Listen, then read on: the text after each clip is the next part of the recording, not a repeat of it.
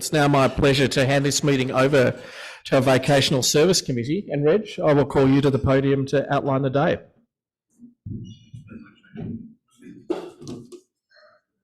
President Adrian, members and visitors, it's a great pleasure to be here. I can actually be relaxed on the podium for a change. Robert's already given quite a decent introduction on the concept of vocational service. I will talk a little bit about how we as Rotarians could put these ideas into action. Firstly, as Robert mentioned, talking about our vocation and taking time to learn about fellow members' vocations, and that's a bit about the main theme of today's vocational service panel conversation. We can use our professional skills to serve the community, and a lot of us are doing that in many things we do in the club. We can practice our calling with integrity, which is a fundamental value of Rotary, and inspire others to behave ethically through our own words and actions. And finally, we can help young people with their career aspirations, as well as guiding and encouraging them in their professional development. So today's vocational panel epitomises vocational service. With originally 4, but unfortunately 3, which I'll get to in a second, members drawing on their vocational skills in this discussion of the challenges of managing major events, which right now is highly relevant in Victoria, characterised as the big build. I tend to call it, when I'm frustrated by delays and so on, the grand disruption. Richard will shortly take charge, but before doing that, I'm just going to put in a bit of a plug for a couple of really important vocational service priorities. The first is I've been asked by Marg Lisa and Iqbal Rita to remind everyone that we're open to applications for the Young Achiever Award for 2023. Applications for that close on the 24th of March. Any young person from the age of 18 to 26 who's a resident of Victoria is eligible to apply for the award. They're a good chance of getting the award if they've demonstrated excellence in their vocational training or their studies, and are providing community service already. If you know talented young people who've excelled in these areas, please take the opportunity to suggest to them that they might want to put an application in. On the same subject, the Vocational Service Committee is aware that a major potential asset that we're building through these awards, and we've got several, as everyone well knows, is a community and alumni, if you will, who it would be good to try and engage in some sort of structured alumni experience. So the Vocational Service Committee anyway has set itself the goal of getting this cracking. It's quite a big project, and anyone who's interested either in joining the committee or working with the committee to help to develop this alumni, your input would be most welcome. So one final thing I wanted to do, and that was to firstly in advance thank Nick Pelham, Barb Urondes and Richard Parker for volunteering their service. I'm going to make a request, because Jim, who is, as we all know, is quite a towering expert in this area as well. To spice the conversation up a little bit, you may hear some examples of war stories that are relevant right now. Just keep in mind that if it's said in conversation, that the Chatham House rules apply to today's conversation. And finally, just on Jim Orchard's behalf, I'd just like to pass on his apologies. His back's playing up rather more severely than he expected, and he's been unable to join us today. So the manner we'd probably expect of Richard Parker. He's adapted the program a little, and without further ado, I'm going to call Richard to the podium and allow him to take charge. Thank you, everyone.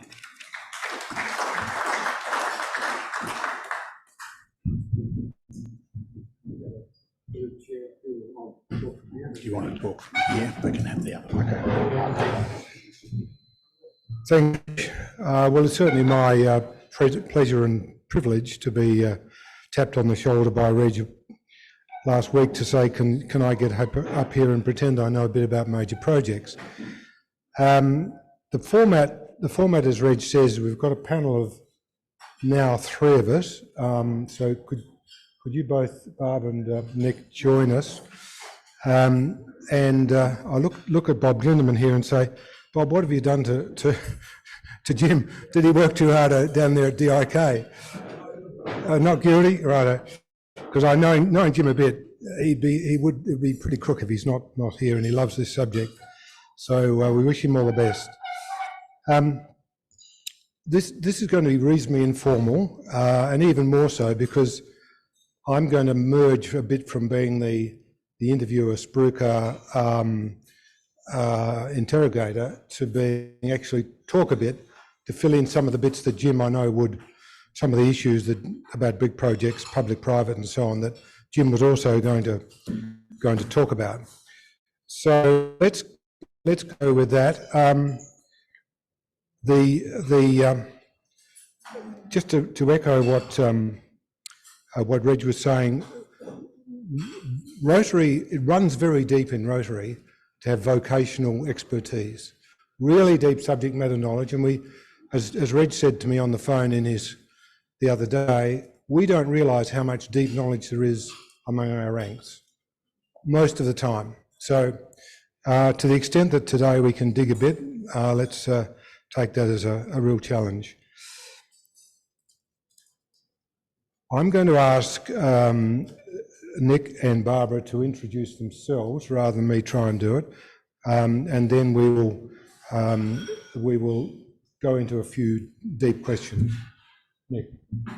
Thanks, everyone. And I joined Rotary back in 1999 when I was in Canberra, and that's where I started my work on major projects, and I'll get into the sort of work that I did. I moved here in 2004 and then joined the club shortly after that, and I work in infrastructure. That's sort of my DNA, and back when I started out there was a term called the accidental project manager, and maybe we'll get into maybe now having professionals doing delivery of projects is probably we'll see them being delivered more on time and on budget. And Barbara? Yes, yeah.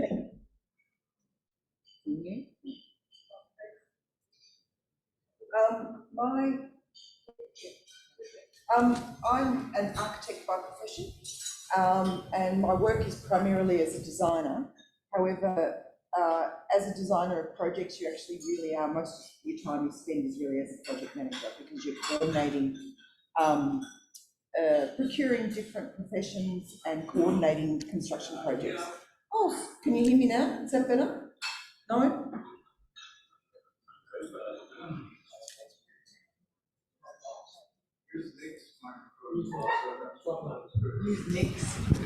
Is that better? Yeah, I can hear now. So do I start again?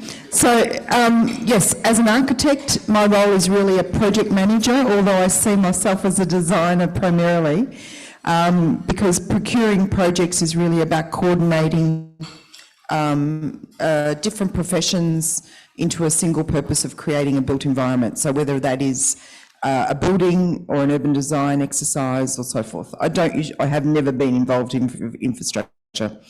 I started my career in this area in the mid-80s, where I was a project architect for the then Ministry of Housing.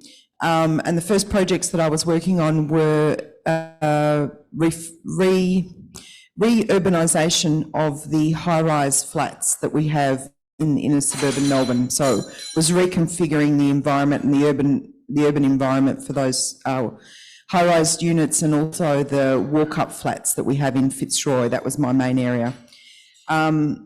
Then in private practice, I was then working as a consultant back to the Ministry of Housing. So, and since then it hasn't stopped. But my experience primarily in major projects for the state government is through social housing. Thanks, Barbara. And very briefly, I've been around the state government halls since the Kane government years. I was given the job of setting up the major projects unit for Evan Walker back in that time, and then bounced around in various big projects, medium-sized projects like the Convention Centre and other urban land projects, and then moved to South Australia to be the CEO of their housing authority, and then moved back to the CityLink and then other projects such as Mikey, which I'll talk a bit later if we get there. So that's a very quick thumbnail of my background. Now we're going to we'll start with Nick. I'll turn to a general question for you, Nick. We all know there's lots of publicity about big projects, particularly government projects, but not only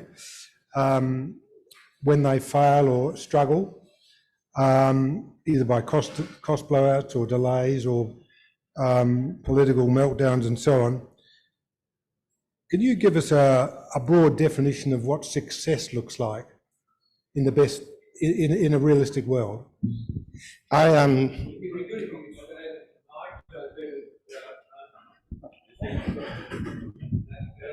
So the question's about how do you define a project's success, and I spent 6 years from 2013 to 2019 at Melbourne University answering that exact question, looking at how do projects fail, why do they fail, and what's the impact of a board on that. And thankfully Melbourne University thought I did a good job. They gave me some pretty big awards for the successes I had. Success is really simple: time, cost and quality. And it's been used for about 50 years. It's easy to have a conversation with anyone about a project. And think about a house. You had a $600,000 budget and it cost $600,000. Probably it's success.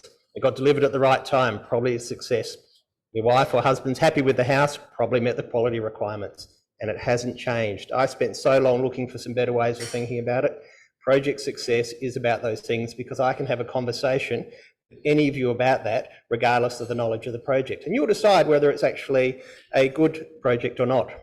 Then you get to some projects, and I used an example of one. It was the Alice to Darwin Rail project. Everyone remember that one in sort of about 2004 to 7?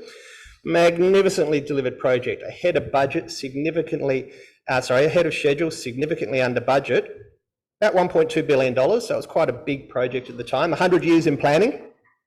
3 years later, the company who built it went broke. It sold for, does anyone remember the price it sold for, that asset? $300 million. $1.2 billion project sold for $300 million. Recently sold again, and I'll let you go and have a look at how much money it sold for now. It's a bit mind-boggling. Was that a successful project or not? No. It failed on everything, didn't it? Because it didn't actually achieve the business objective that the investor was saying, I'm going to put this money in to get a return on the investment. Same with state government. I'm going to put this money into this investment to actually get a return on a need that I've actually got. So it comes down to success. It's time, cost and quality is not bad, but sometimes it's not all that good either. And Jim, I reckon if we do talk about, Richard, if we talk about Mikey, that's another ripper. On all counts, it was a failed project. It was late, cost too much, didn't do what we wanted it to do. But this government and you, all of us, have been using it for over 10 years. I think it's going on to sort of 15 years now. So maybe that wasn't such a good project, but it probably wasn't a bad investment because actually it's delivering the services it needed, and that is to tap on so you can actually get to where you're going from point A to point B. Thanks, Nick. I'm going to take a slightly different emphasis, and as I lead into to a discussion with Barbara, having had a background in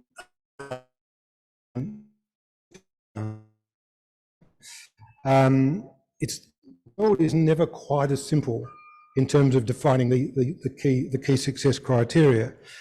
Barbara, talk a bit about her work and perhaps give examples of real world projects where she would face multiple stakeholders, different political ideology, what constitutes success, local media exposure, local media agendas, local politics, and state ministers. Over to you.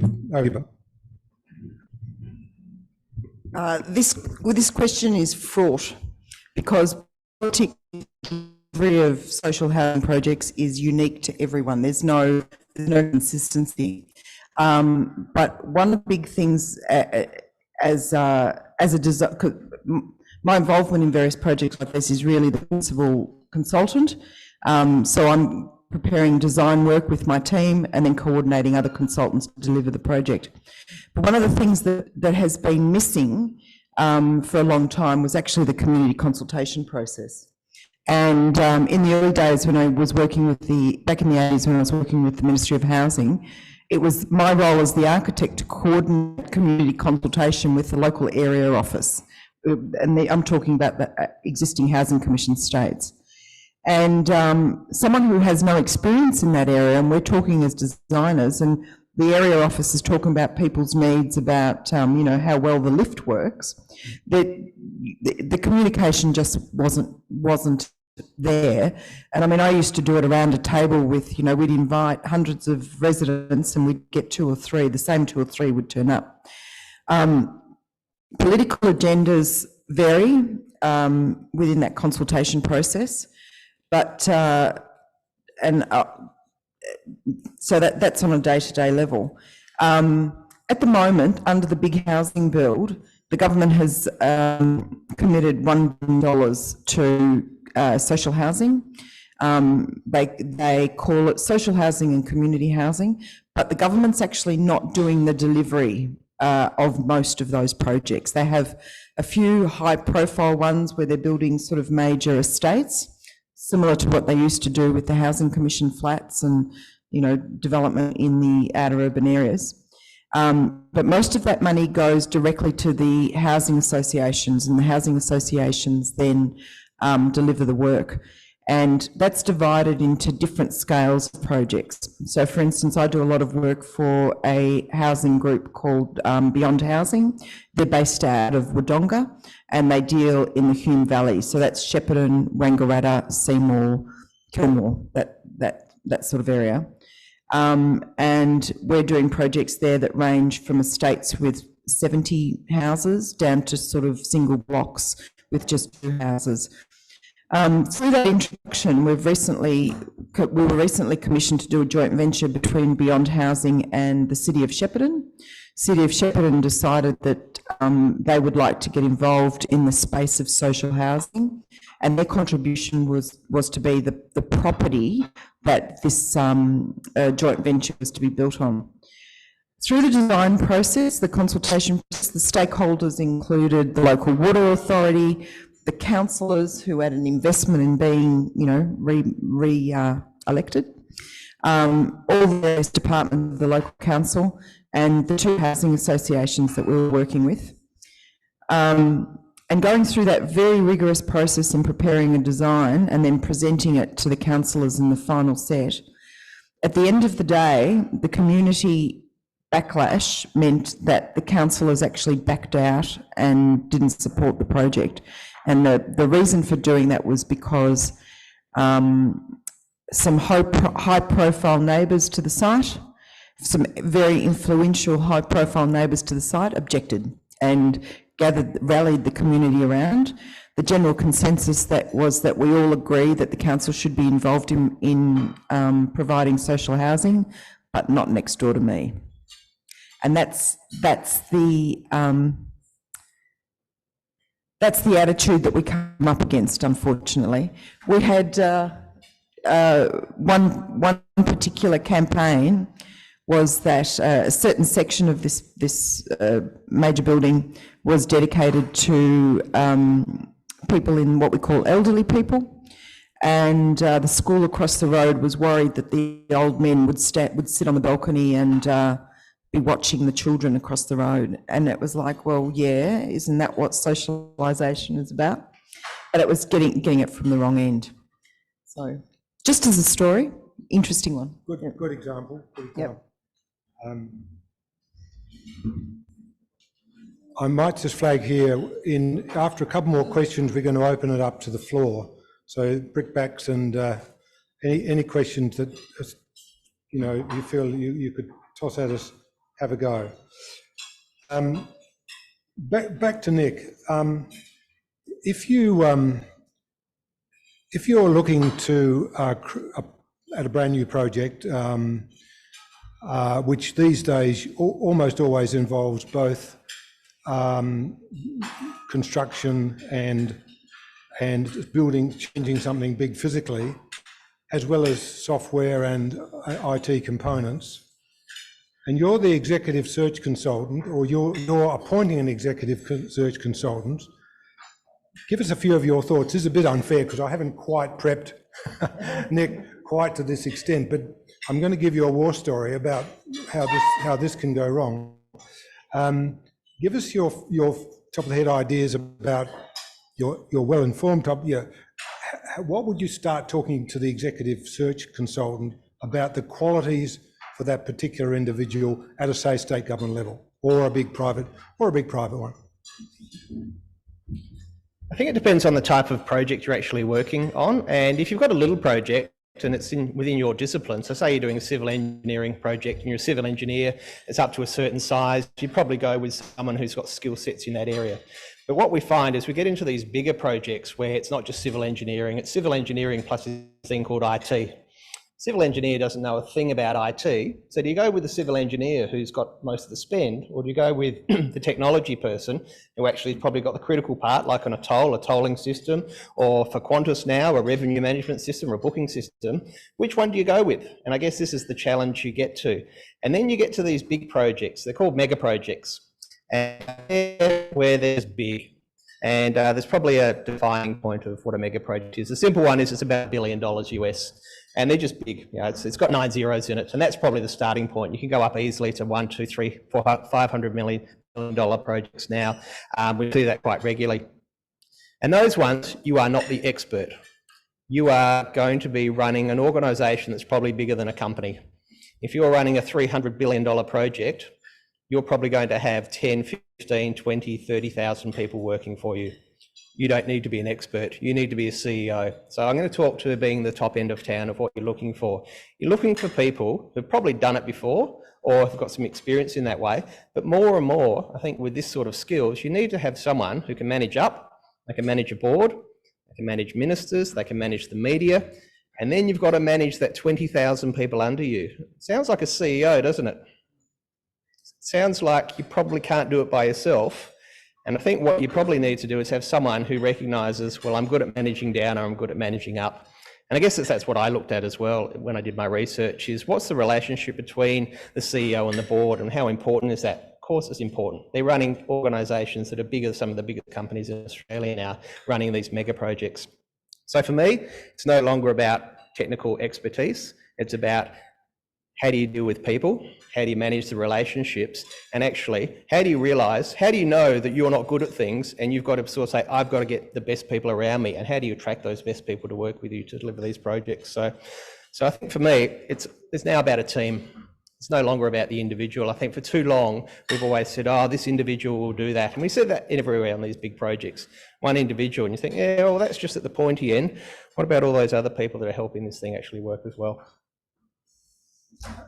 No, we haven't rehearsed this, as I said before, but I thought that was a terrific answer. If you look at something like Transurban, which is now big, that was the platform. Transurban was built off one project in this state. They chose an absolutely outstanding leader at the beginning.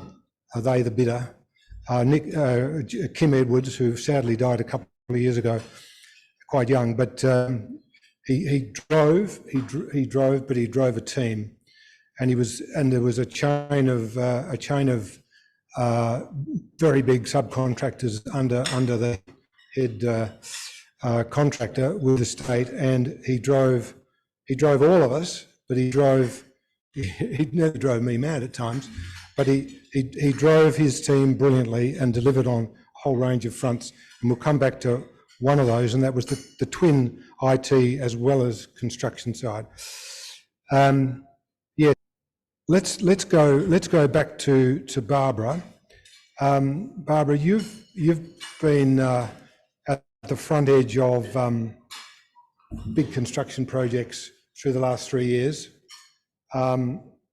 Give us some of your insights and war stories about cost blowouts caused by material shortage, caused by COVID and some of those challenges, because much of that would have come upon you halfway through a project, or after the project was actually set going. It's been a really difficult 3 years for the building industry. Prior to COVID, the building industry was in decline. Now, when I say that, we, as architects, we're usually the first to start slowing down, and we had seen a decrease in our inquiries and our workload and contracts. Then once COVID hit, all the contracts that, and I'm giving you my experience through that period, all the contracts that were in place were a fixed price contract. And what that means is that there's little scope for variation and there's little scope for extensions of time. But the main problem is cost blowouts for the builders during that process. And what happened is that when Victoria went into in the early stages of COVID, there weren't any close downs in the building industry. We were kept open. But in the second wave of the COVID period, we started with restrictions with numbers of people on site. So, for instance, on a domestic building site, you were only allowed to have 5 people on site. And I give the example of, we had 2 major projects underway at that stage. One was 8 townhouses, so we couldn't have 5 people per townhouse. This was 5 people over the whole site. And we had another 3-storey apartment building, but because it was a residential building and not a commercial building, up to 3 stories, we could still only have 5 people on site. So what that meant is that work was slowed down enormously. There were further delays, and as the biggest delay of that was that we did have a period of 2 weeks where the industry was closed completely, so there was no one working. Now, during that time, what we were also finding is that there were supply chain issues with materials, mainly imported materials. So we had trouble, there were shortages of materials, costs of materials were going up.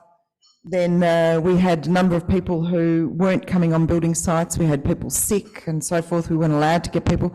So when we did open up, what we found is with a reduced workforce, and I think this is across the board, with a reduced workforce, we're still trying to complete projects that were now overdue. With fixed time and price contracts, there was the option for the client to claim liquidated damages against the builder. Builder had already absorbed most of the building costs. So you can see we start getting builders going broke, and that happened with a number of the smaller and larger building companies. And I think, who did the Victorian government bail out for one of their Metricon, was it? ProBuild. Oh, no, ProBuild was a different one. There was another, I think it was Metricon. There were a number of single residences that Metricon was doing under the big housing build, and the state government bailed them out on those projects, and that was because time cost escalations during that period on a fixed price contract is just disaster. So what we found is over the last 18 months up until November, cost of building materials increased on an average of 40%. So if you've got a fixed price contract, that goes way beyond the contractor's profit margin. So if they're operating on profit margins on the big projects of about 5 or 6%, that sends them under. The options to also claim liquidated damages. What we found on the most of the projects that we were working on is that most people were they would rather negotiate with the builder than have the builder walk off the site, because that's what builders were doing, just walking away from their contracts. At the moment, that's the increases have settled somewhat since November. So we've only got November, December, January. We're seeing an average of about 1.5% increase in materials. Labour costs have gone up enormously. For instance, 3 years ago, I was paying $35 to $45 for a fully qualified carpenter. I'm now paying $75 to $90 an hour for a carpenter. So just in the domestic sphere, it's just gone, in the residential sphere, it's just gone beyond what people can afford. So, yep. No, that's great. So you get an idea of just the, having to deal with those new challenges. Now, we should open it up for you to throw questions at us. And Bob, can you be the roving?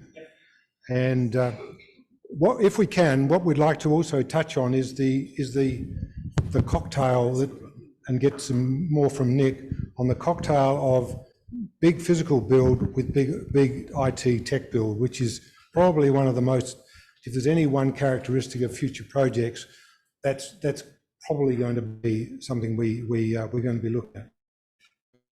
Questions from the floor. This is all doom and gloom. Tell us a good project that's actually been delivered on time, in budget, and has worked out to be good. That wasn't my question. Thanks, Bob. They're surprisingly hard to come across.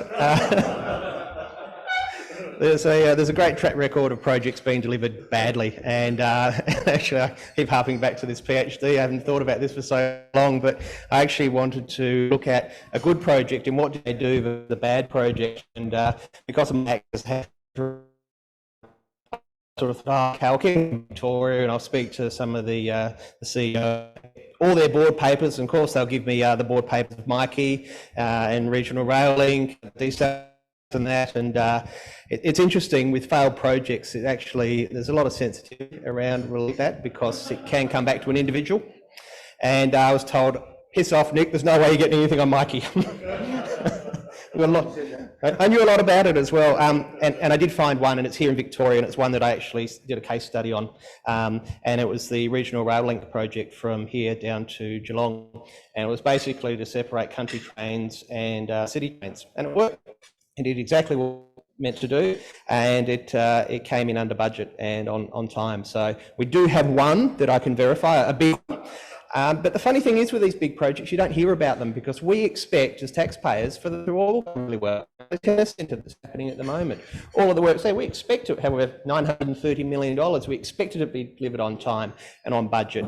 And if they do, you don't hear about them. Why? Because they don't go on the front page to tell us how much of a stuff up they were. And that's probably why we've got a bit of a bias, because if you run these big projects and you are doing well, something could change, or someone will say, oh, you didn't do this right. So a lot of time there's a lot of resistance to actually say, put your hand up and say, we're doing a really good project, because if it doesn't go well, you look like a bit of a fool. So I'm glad there's one. Bruce Davidson. I think back to when Dan Andrews said he'd clean up 60 level crossings, and nobody believed that would happen, and it's gone beyond that, and certainly there was a bit of disruption, but sometimes minor disruption considering what was done. So I think that's really successful, but I think everybody in the back of their mind is really worried about the really big projects linking up the freeway, the railway, crosstown railway and those things.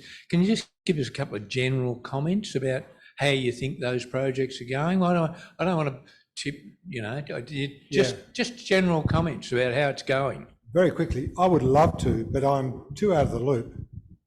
And unless you're really in there knowing, Nick, you might be closer, so you go ahead.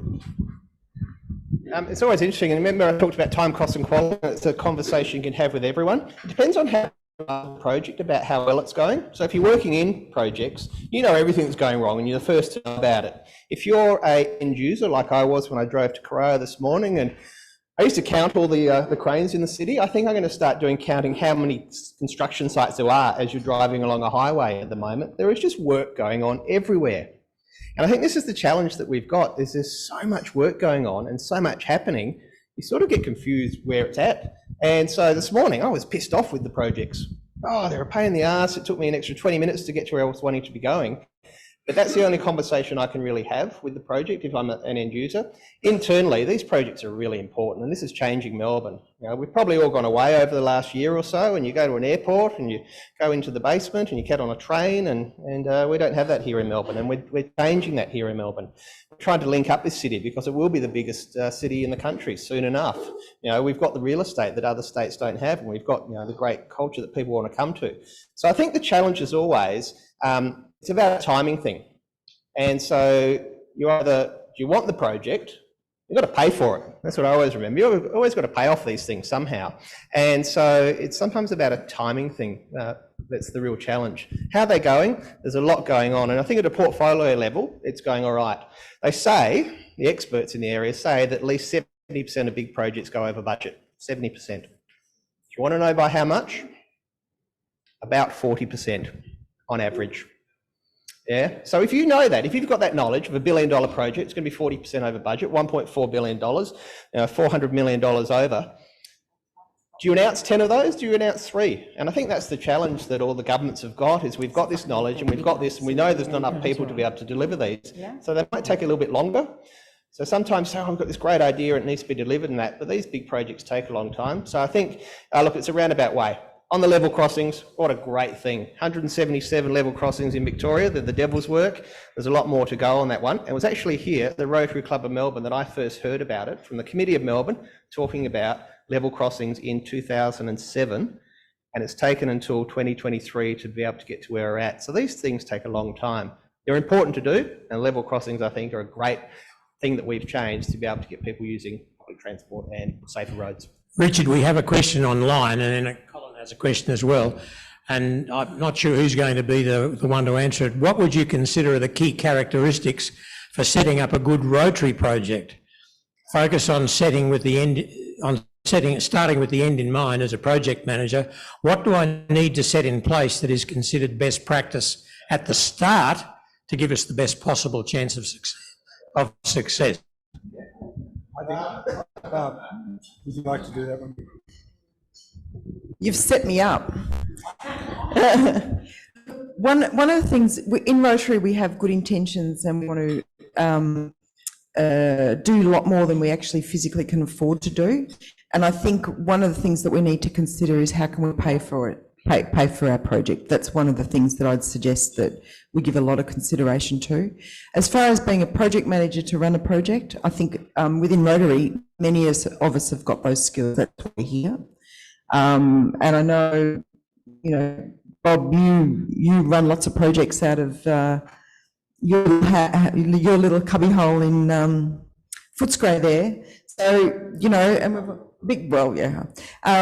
So I think many of us have got the skills to run a project depending on the scale, but we have to also give consideration as to how we actually fund them. And I think that's as a club, I think that's where we need to do some more work. Yep. I'm very grateful to the challenges you've faced and some of the achievements.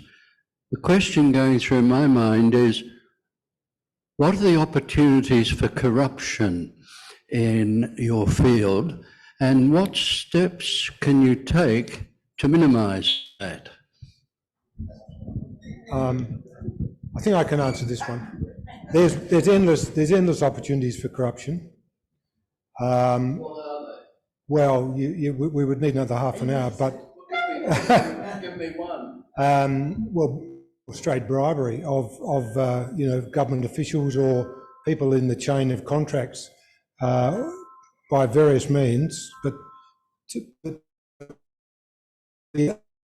one thing we haven't talked about is the whole industry that's gone up in the last 20 years of probity advisors and probity experts, and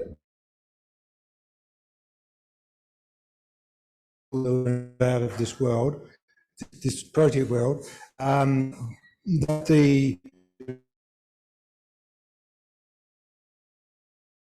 because the probity rules around it in this state were onerous for the people trying to drive the project.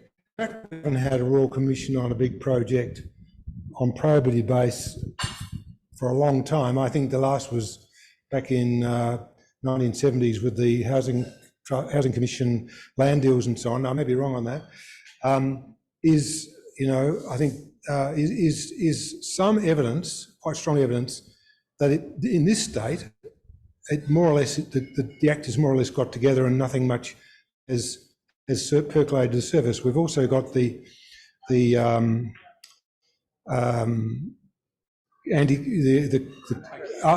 yeah, the IBAC. So is that not very good? But is that no? It's not. You're not going to.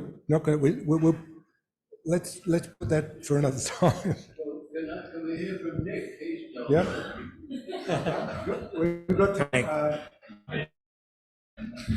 Colin, in my experience, it all comes down to the procurement decisions and the decision makers there. And we have seen some examples of people using their position to actually get their personal gain. So there's been a few projects. There was one in education probably about 10 years ago. 2 people went to jail because of that. It was an IT project, probably not the most successful project there. And there has been some IBAC investigations, not necessarily projects, but project-like organisations that it has actually happened, and people are facing charges right now over that. I think by and large we deliver major projects in Victoria, over 1,000 every year. You don't hear about it, so it is a squeaky wheel, and I think we do have a good track record of actually making sure that taxpayers' money is being well spent here, and people are encouraged not to be corrupt. I think that's the thanks everyone. That was a bit of a loose canter around this huge subject, but I hope it was interesting.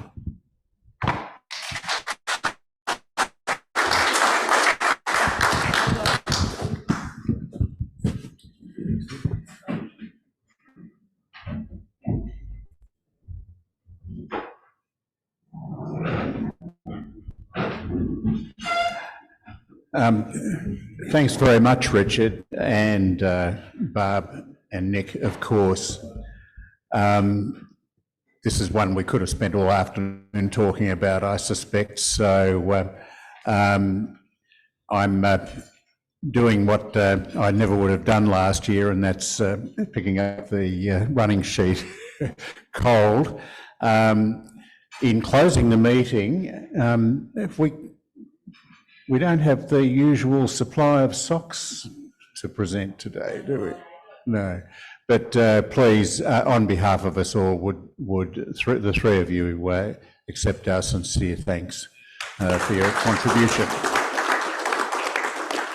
And just before we sing the national anthem, a reminder that next week we meet again here at level 35 for lunch. Our guest speaker is Professor Graham Curry, the Director of Strategy and Outreach, Chair of Public Transport and Professor in Transport Engineering and Civil Engineering at Monash University, I believe. Interestingly, his topic, I think, will cover things like Mikey. So let's come along and get the lowdown. So he's going to be talking about new developments in public transport. He should be well placed to give us some insight, so we hope you can join us for this special lunch. And finally, please stand and join with us in the national